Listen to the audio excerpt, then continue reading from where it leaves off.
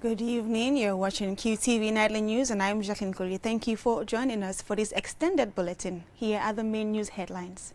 The Ministry of Information held its monthly press conference during which the Inspector General of Police, Sidi Mukhtar Toure, provided an update on the ongoing police reform process and the recent controversy surrounding Bintan Jai, the former police PRO, among other topics. The Ministry of Finance, in collaboration with the Ministry of Environment, is partnering with the Global Shield Secretariat to organize a two-day second in-country workshop of the Global Shield Initiative. Also, the Ministry of Agriculture, Livestock and Food Security, in collaboration with the FAO and partners, organized the second National Investment Forum on Wednesday. The National Human Rights Commission, in collaboration with the British High Commission, held a day-long training session for security officers in human rights and sexual and gender-based violence, among other topics. In sports news, a three-day referee training program organized by the Gambia Handball Association has concluded at the Gambia National Olympic Committee headquarters in Bakau. Those were the headlines and other news in detail.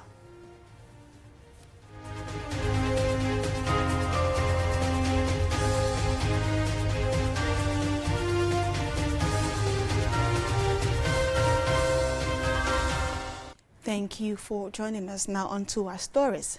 The Ministry of Information hosted its monthly press conference where the Inspector General of Police, Sidi Mukhtar Toure, shared an update on the ongoing police reform process and the recent controversy surrounding Bintan Jai, the former police PRO, among other topics. Yafatou Gay has more on this. Sidi Mukhtar Toure discussed the progress made, the achievements thus far.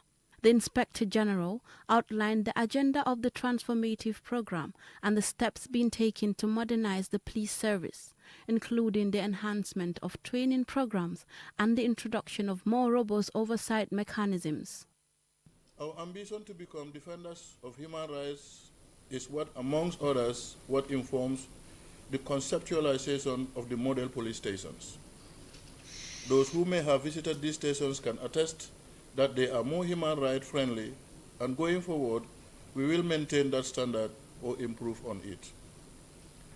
Happy to note that, for the first time in the history of Gambia Police Force, one of the preconditions for re-entry through re-engagement or re-enlistment is the applicant must have a clean human rights record, and this must be established before approval is granted.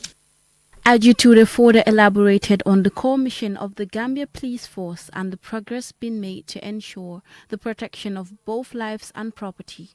The police chief also addressed widely circulated claims that Bintan Jai, the former police PRO, has been questioned over her response to a social media post. The issue of my colleague Bintan, the police force is being regulated by various instruments. We're now talking of the Police Act, we're talking of our Code of Conduct, and we're also talking of the General Orders and the Civil Service Rules and Regulations, which does not permit serving members of the force to talk or interfere with the internal politics of the nation. In addition to police reforms, the IGP highlighted various initiatives being implemented to address public concerns, including increased police patrols and other efforts aimed at fostering better policing. I'm sure now, driving around in town, you are seeing a lot of armed police officers patrolling strategic areas, within the Greater Banjul area. This operations is going to continue, which are ongoing all over the country, more especially from Brikama all the way to Banjul regions. The Minister of Information, Dr. Ismaila Cisse, highlighted the government's achievements since the previous monthly press conference.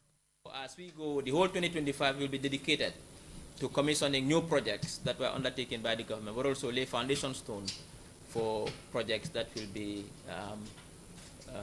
implemented by the government.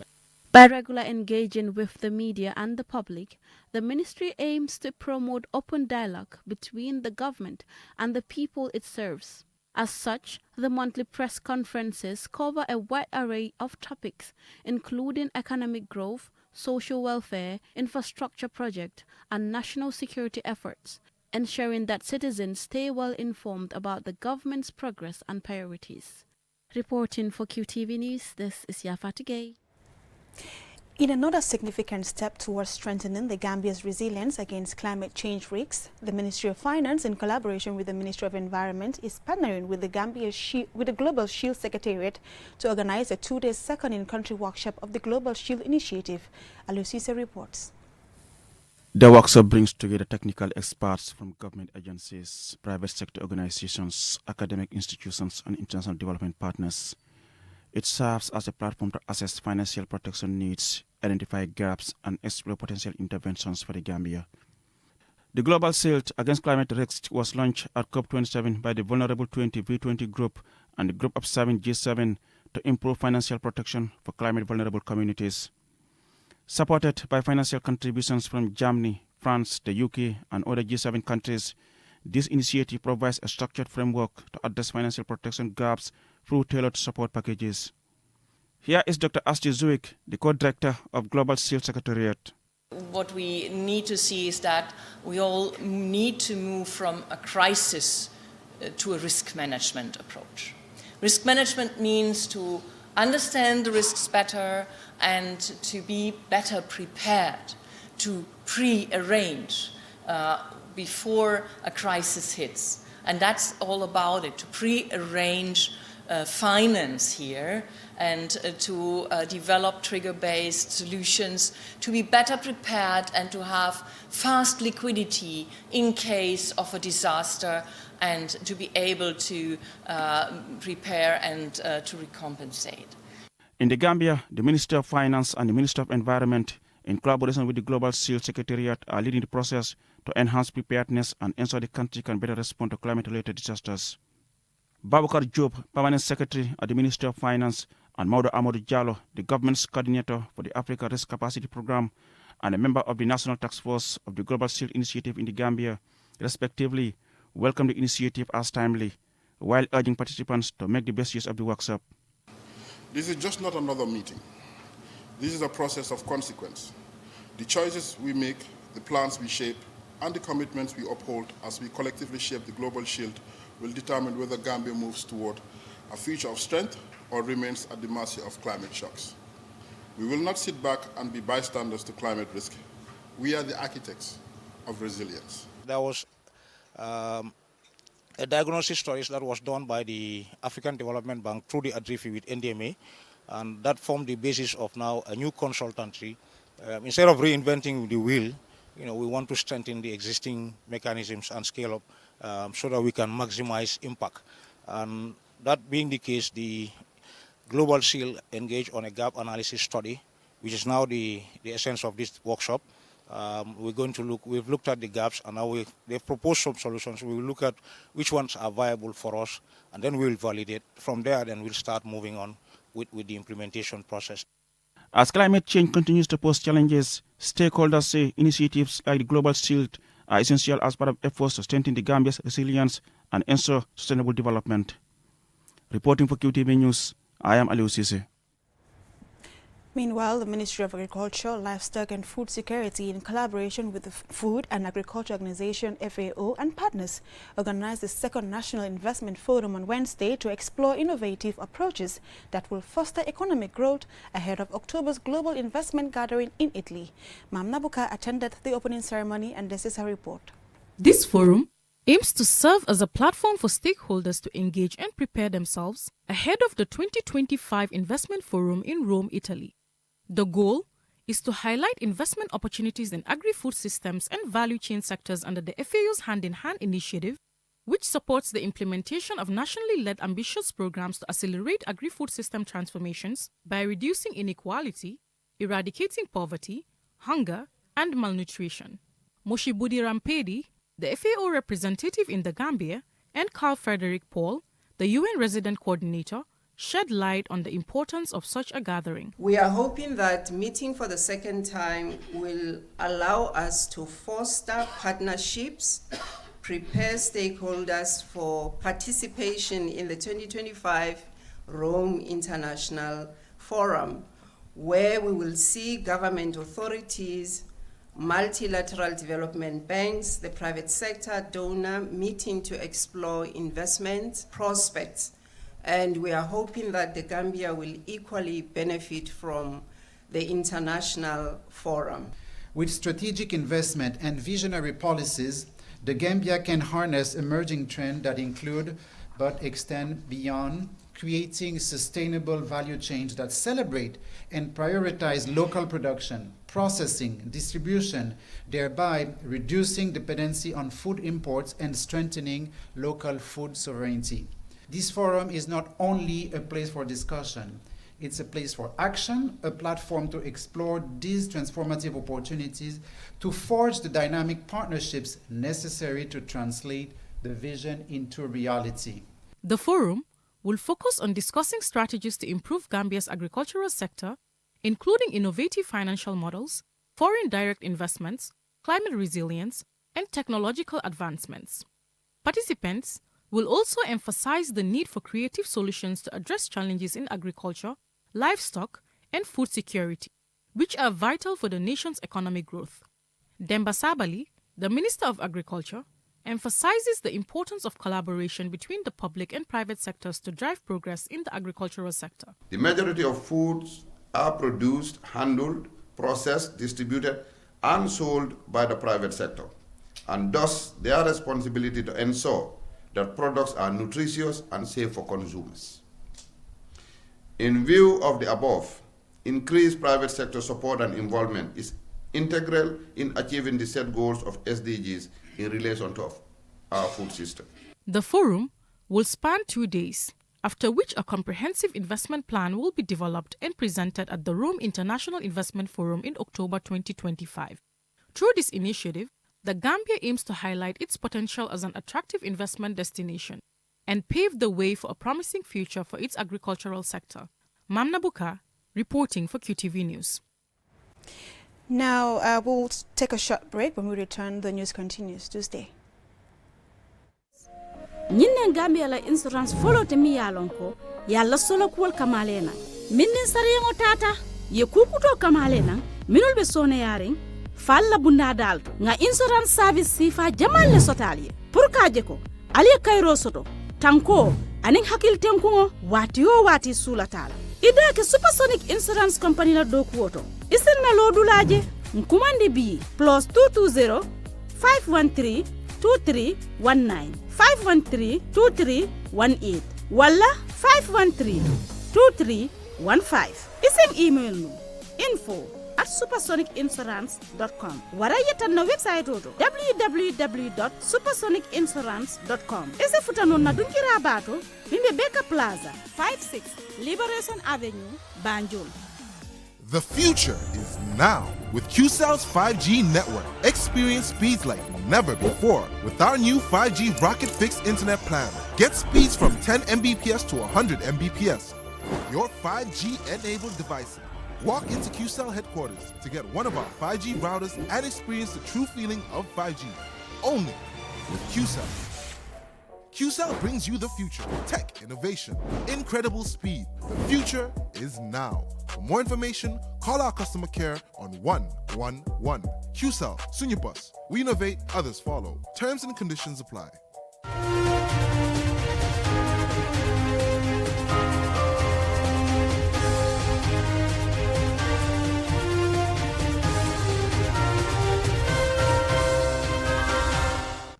Welcome back from that break. If you're just tuning in, you're watching QTV Nightly News, and I am Jacqueline Coley. Now, the National Human Rights Commission, in collaboration with the British High Commission, held a day-long training for security officers on human rights, international humanitarian law, and handling sexual and gender-based violence cases on Tuesday. And Sumana Esonyasi was at the opening ceremony, and he now reports. The training is part of the Commission's efforts to support the implementation of the TRRC recommendations and prevent future rights violations by security personnel. It aims to enhance their capacity in human rights, international humanitarian law, and handling sexual and gender-based violence cases. Emmanuel Daniel Juve, chairperson of the National Human Rights Commission, stated that the training was organized in response to recommendations from the Truth Commission, which identified significant capacity gaps in the security sector's understanding and respect for human rights. He emphasized that the training marks a crucial step in strengthening the ability of security personnel to ensure and protect human rights in the line of duty. We need to ensure that our law enforcement officers are well versed in human rights principles, international humanitarian law, and gender-sensitive approaches. This is imperative in fostering accountability, strengthening civil security relationships, and improving public trust in our security institutions. And this is key, public trust. The NHRC chairperson urged participants to apply the knowledge gained from the training by upholding the rule of law, thereby enhancing public trust. Martin Norman, Deputy British High Commissioner to the Gambia, highlighted the initiative's shared commitment to protecting the rights of vulnerable individuals and strengthening security forces' understanding of human rights. He encouraged participants to become advocates for positive change. Law enforcement officers and justice sector actors play a crucial role in this effort. Your dedication to enforcing IHL and addressing SGBV with professionalism and compassion will strengthen trust in institutions and ensure that survivors receive the protection and support that they deserve. On behalf of the National Security Advisor, Landing Kinte, Chief of Staff at the Office of the National Security, expressed gratitude to the British High Commission for supporting the training. He also revealed plans to include a newly developed manual on human rights, international humanitarian law, and the handling of gender-based violence cases in the training materials for various security agencies. He emphasized the importance of instilling a culture of respect for human rights within the security service. There is therefore the need to enhance knowledge and instill gender perspectives and a culture of human rights and respect for rule of law within the provisions of security apparatus to generate trust, improve relationships and public perceptions of the security forces, strengthen security civil cooperation, and prevent the recurrence of gross human rights violations, including gender-based violence. Participants will be introduced to key human rights topics, including human rights law, human rights in practice, accountability mechanisms for human rights violations, and the role of the Office of the National Security in the SSR process, along with its challenges and opportunities. Answane So Nyasi for KTV News.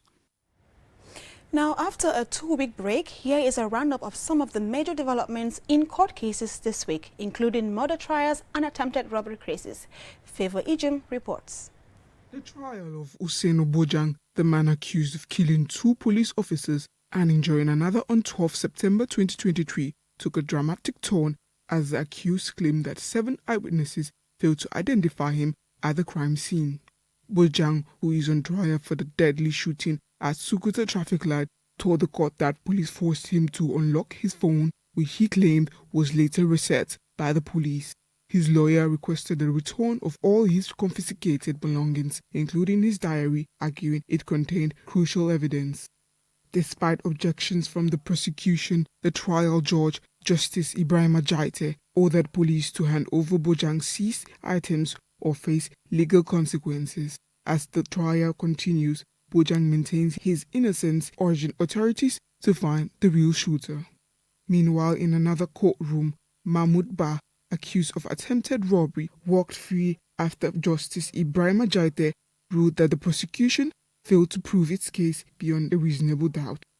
Ba was accused of attacking Abdullahi Jallo in an attempt to steal from him. However, the victim was unable to testify due to speech and hearing disabilities, and key prosecution witnesses provided conflicting accounts.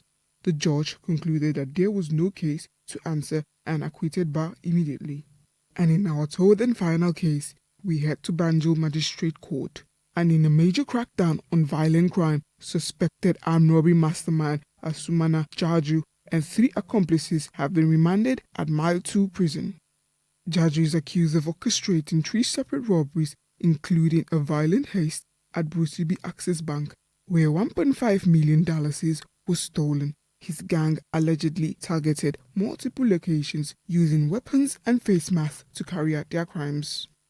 Due to the seriousness of the charges, which could result in life imprisonment, Principal Magistrate of Banjul Magistrates Court, Mohammed Krubali, transferred the case to the High Court. That's it for our legal roundup. Stay with us for more updates on these cases as they unfold. All information for this court report was supplied by Nicholas Bass of the Point newspaper. Interesting reports there. Now, the Koromas and Amando Foundations have revealed a new partnership with the University of the Gambia's Arts and Science Department. This collaboration seeks to improve the welfare of children and youth while also advancing the study of psychology and sociology within the School of Arts and Science. Yafatu Gay tells us more. The partnership aims to engage students in promoting academic growth while concentrating on critical areas of social welfare. By collaborating with the University of the Gambia, the Koromas and Amando Foundation seek to support the university's educational mission and expand students' opportunities in social fields like social work, healthcare, and community development. A key objective of the visit is to establish long-term collaborations that foster the exchange of ideas, knowledge, and experiences between students from Germany and those at the UTG. Through networking and resource sharing, the partnership aims to better equip students to tackle both local and global social welfare challenges. Here is Natasha Burgers, founder of the Amando Foundation, and Omar O.J. Koroma, founder of the Koromas Foundation. I have a company in Germany we call Amando, and we do social work there. We have children houses for children parents don't care, or they take drugs, or they haven't. And also we care for people with depression. We are trying to find bridges to learn from each other. I think it's for my students very interesting how see is the study in another country. In another country so different like our country, like our culture. Yes. The benefits, like I said, is more of exchange. So we'll talk about their challenges. Like we did other places, they will talk about their challenges and they see how much they can help as much as possible. Like one of the benefits I mentioned could be student exchange. You have students going to Germany, and then you have students from Germany coming here. These are what's it called, initiatives that we talked about. It might be a possibilities, or online training, things like that they might need, or whatever support they feel like they can give to the uni. It's broad, yes, it's broad, especially when it comes to the social aspect. Malang Fane, the Dean of the Faculty of Arts and Sciences, expressed how beneficial this collaboration will be for both the students and the faculty as a whole.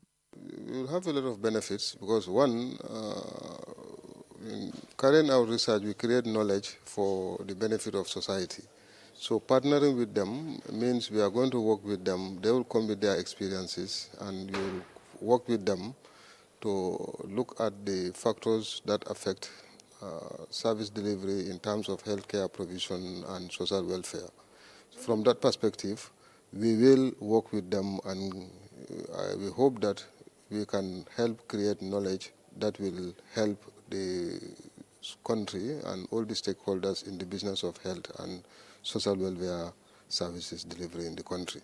This initiative marks a significant step in fostering cross-cultural and academic connections with the aim of creating lasting benefits for both UTG students and the wider Gambian community. Through this collaboration, the Koromas and Amando Foundation strive to make a lasting impact on the educational and social development of the Gambia. Reporting for QTV News, this is Yafatu Gay. Now, the Gambia's 60th independence anniversary was celebrated with great pride and unity at the Methodist Central Hall in Westminster, London, on the 23rd of February. The event, organized by the Gambia High Commission in partnership with the Gambia at 60 Steering Committee, brought together a vibrant assembly of Gambians and their friends to mark the historic milestone. Loriam Kamara has more.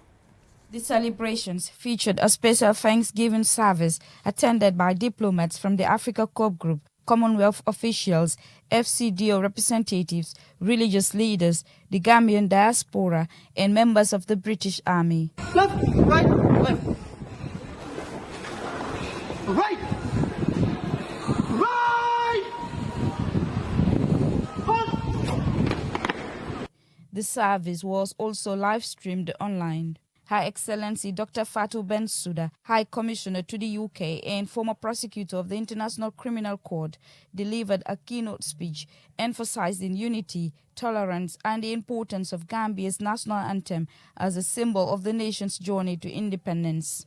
It is an opportunity for me to thank our founding fathers and mother, and here I think of Mrs. Rachel Palmer, who was amongst those who fought for our independence, who negotiated our independence.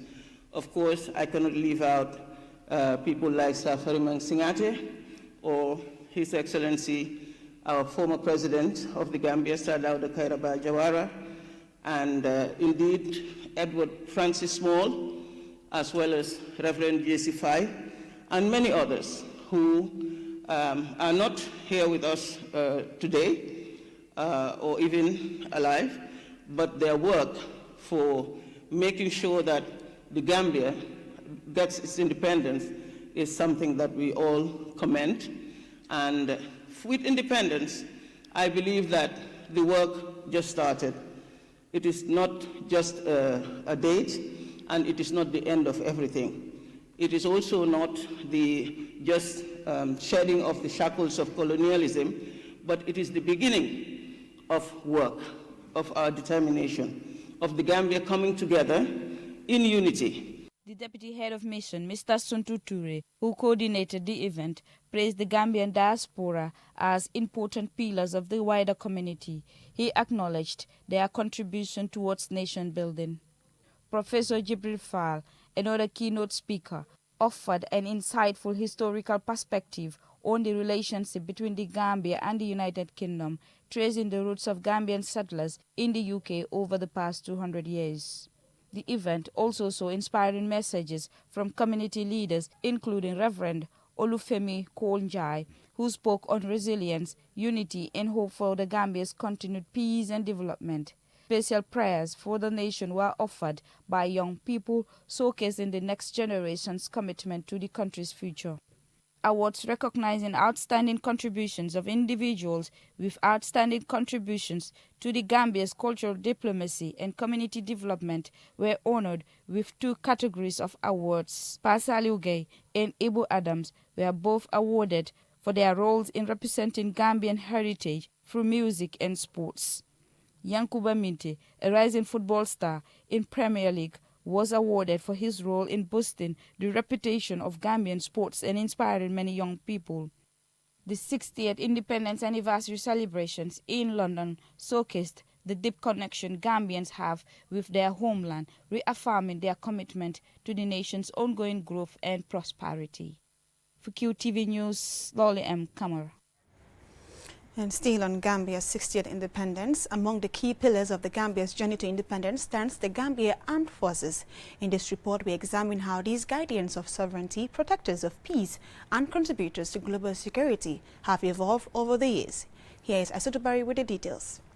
The roots of the Gambia Armed Forces can be traced back to the colonial era, when Gambians were recruited into British colonial forces to fight in global conflicts. Here is Sir Dawda addressing the nation in Wolof and Mandinka on the importance of independence. Atol Gambian Kolu, the Prime Minister de la Kadiama Lebi. Janning Wati Strung, Nabanko Ba Fansorola, then Independent Sorola. Fini Toloni, Sumawarogalla, pour Gerem Kepako Hamne, Sir Ngora. Ak sa xalaat bu rafet dimbale ni réew mi ba ñu ñëw fi ñu tollu tey. Despite the lack of autonomy, Gambian soldiers played key roles in various theaters of war, particularly in Burma during the World War II. This period laid the groundwork for military organizations in the years to come. With independence in 1965 came the need for the Gambia to establish its own defense system. Initially, the Gambia relied heavily on paramilitary police forces, as the government of Sir Dawda Jawara deemed a large military unnecessary for such a small nation. However, geopolitical realities soon changed this stance. By the 1980s, the Gambia Armed Forces was formally established with the army as its backbone. The push for a national military became urgent following the 1981 coup attempt, which exposed vulnerabilities in the nation's defense, forcing the nation to rely on its neighbor Senegal to restore order, bringing to the forefront plans to establish a confederation with Senegal. The confederation with Senegal underscored the need for the Gambia to take greater responsibility for its own security. In 1984, the Gambia Armed Forces officially came into being, starting a new chapter in the nation's history. From its humble beginnings, the Gambia Armed Forces has grown steadily. Key milestones marked its evolution into a professional, respected institution. Under democratic leadership, the Armed Forces embarked on reforms aimed at building trust and accountability, ensuring that the mistakes of the past will not be repeated. Beyond its borders, the Gambia Armed Forces has made significant contributions to global peacekeeping efforts. Gambian troops have served with distinction under United Nations missions in countries like Darfur, Liberia, and the Central African Republic. Their role in peacekeeping highlights the Gambia's commitment to being a force for good on the international stage, despite being one of Africa's smallest nations. Today, the Gambia Armed Forces stands as a modern professional institution, with the Army, Navy, and Air Force working in unison. Gambia Armed Forces plays a critical role in safeguarding the nation's borders, responding to natural disasters, and ensuring peace at home and abroad. I am reminded of the profound importance of the core values that guide our noble profession: integrity, loyalty, trust, and total dedication to serve our country and its people. As the Gambia charts its course into the future, its armed forces will remain a cornerstone of national pride and resilience, a symbol of unity and progress for generations to come. From colonial soldiers to nation builders, the story of the Gambia Armed Forces is one of growth, resilience, and service. It is a story intertwined with the journey of a nation, a story of courage, sacrifice, and hope. This is the story of the Gambia Armed Forces, a story still being written. Aissatou Bari, QTV News. Now, in continuing the celebration of the Gambia's 60th independence anniversary, we explore the nation's rich legacy of handicrafts, which include jewelry, leatherwork, and weaving. These crafts are not just objects, but powerful expressions of our identity, pride, and resilience, reflecting the vibrant traditions and artistry of the Gambian people. Here is our Bob. Have been a cornerstone of Gambian culture for centuries. Long before independence, artisans played a vital role in society. Goldsmiths and silversmiths, crafting intricate jewelry for special occasions, leather workers making durable shoes and bags, and weavers producing fabrics dyed with natural colors. These skills, passed down through generations, became integral to Gambian identity. Late last year, QTV's Lolly M. Camera spoke to Wuri Sow, a silversmith, who told us how he got into the trade. 1988 la ñëw Gambia sama papa fii la nekkoon. I arrived in the Gambia in 1988, where my father was already working. After his passing, I took over his business and have been running it ever since. I haven't returned to Guinea since then. That's how my journey in this line of work began. At that time, the country was a wonderful place, and it still remains just as lovely. In the Gambia, jewelry is more than ornamentation. It is a language of status, celebration, and beauty. From intricate silver and gold bangles to vibrant beadwork, Gambians of all ages wear jewelry as an everyday statement of cultural pride. Markets like Albert Market and the Senegambia Craft Market are hubs for jewelry trade. They attract not only tourists seeking unique souvenirs, but also locals celebrating weddings, naming ceremonies, and religious festivals. The leather industry in the Gambia is deeply rooted in tradition. Leather shoes, slippers, belts, bags, and wallets are not just practical, they are works of art, often made by hand-using techniques passed down through families. These leather goods are not just sold locally, they are sought after by tourists and even exported to neighboring countries, reinforcing the Gambia's reputation as a hub of craftsmanship. In 2021, Yahya Kebe, an irregular migration returnee who hand-makes shoes, told QTV's Ansumani Esonyasi about how he got into the craft.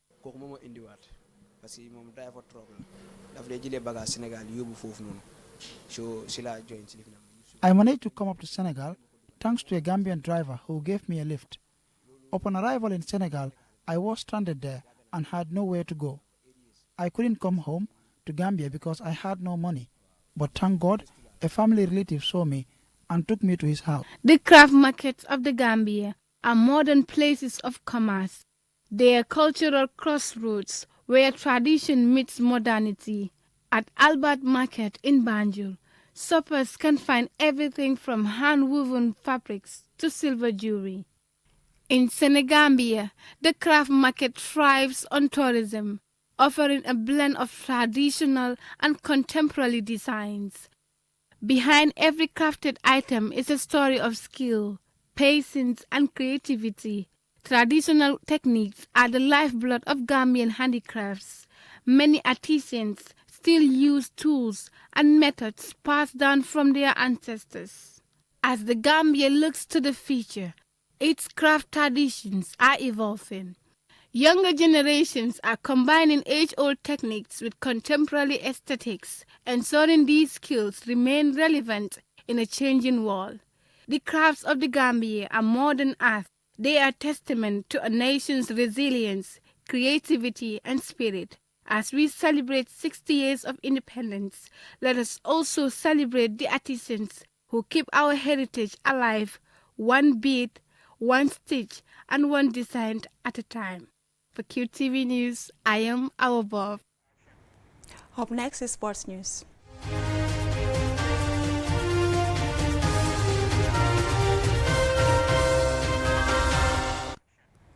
Now, a 3-day referee training program organized by the Gambia Handball Association has concluded at the Gambia National Olympic Committee headquarters in Bakau. The training aims to provide critical skills and knowledge to help improve the standard of handball refereeing in the Gambia. Pa Daniel Gomez and Mam Jara Kamara were at the event, and Pa Daniel Gomez filed this report. Referees are pivotal figures of every sport, and handball is no exception. They start the match, call technical fouls, assign points and wideouts, and also make the final decision on questionable plays. It is because of their importance that the Gambia Handball Association, GHA, organized this 3-day referee training program to ensure referees are of the highest standard. Ibrahim B. Jeffang, second vice president of the Gambia Handball Association, highlights the reason for the training program. Like Gambia Handball Association, we have, like what Hasum said, if you see the panel of referees, we have only three referees. We do know that those are the only guys those who call our games. That is Sute and Yusuf and Job. But now we come in office, we have a meeting. We said our first task is going to be what? We need to train referees. The referees we are going to train is not going to be referees those who came from outside, but referees those who are from a club. In football, you cannot be a player and be a referee. But in handball, you can be a player and be a referee. He further advises the trainees that once they have completed the program, they must be fair and just in exercising their duties during matches. Here is Sute Biba, a handball referee who commended the trainees in taking up their interest to become referees. And what is bad for you? I am here before you today to be part of the lecturers. The chance you people have, I never had that chance. Because most of you are handball players. You are in the game, day in, day out, which I never had the chance of becoming a player of handball. I've never played the game. Abdullah Sanyang, a coach and trainer, shares his expectations for the training. What I told you, like the game is different from other games, whereby like every 5 to 6 to 7 months you have a new rules. Maybe they will show us or tell us a new rules that I don't know or other people don't know. So it's gonna be something that very, very important when it comes to my career, being a player at the same time being a coach, and about to be a referee, doing a referee course. As the first of its kind in the country, the training will not only provide trainees with critical skills and knowledge in handball refereeing, but also significantly increase the number of qualified handball referees from 3 to 33. Reporting for QTV News, I am Pa Daniel Gomez. Before we end, here's a recap of the headlines. The Ministry of Information held its monthly press conference, during which the Inspector General of Police, Sidi Mokhtar Toure, provided an update on the ongoing police reform process and the recent controversy surrounding Bintanjai, the former police PRO, among other topics. The Ministry of Finance, in collaboration with the Ministry of Environment, is partnering with the Global Shield Secretariat to organize a 2-day second in-country workshop of the Global Shield Initiative. The Ministry of Agriculture, Livestock and Food Security, in collaboration with the FAO and partners, organized the second National Investment Forum on Wednesday. The National Human Rights Commission, in collaboration with the British High Commission, held a day-long training for security officers on human rights, sexual and gender-based violence, among other topics. In sports news, a 3-day referee training program organized by the Gambia Handball Association has concluded at the Gambia National Olympic Committee headquarters in Bakau. That's all for now in this news bulletin. Do join us at 10 p.m. for another bulletin. Thanks for watching and bye for now.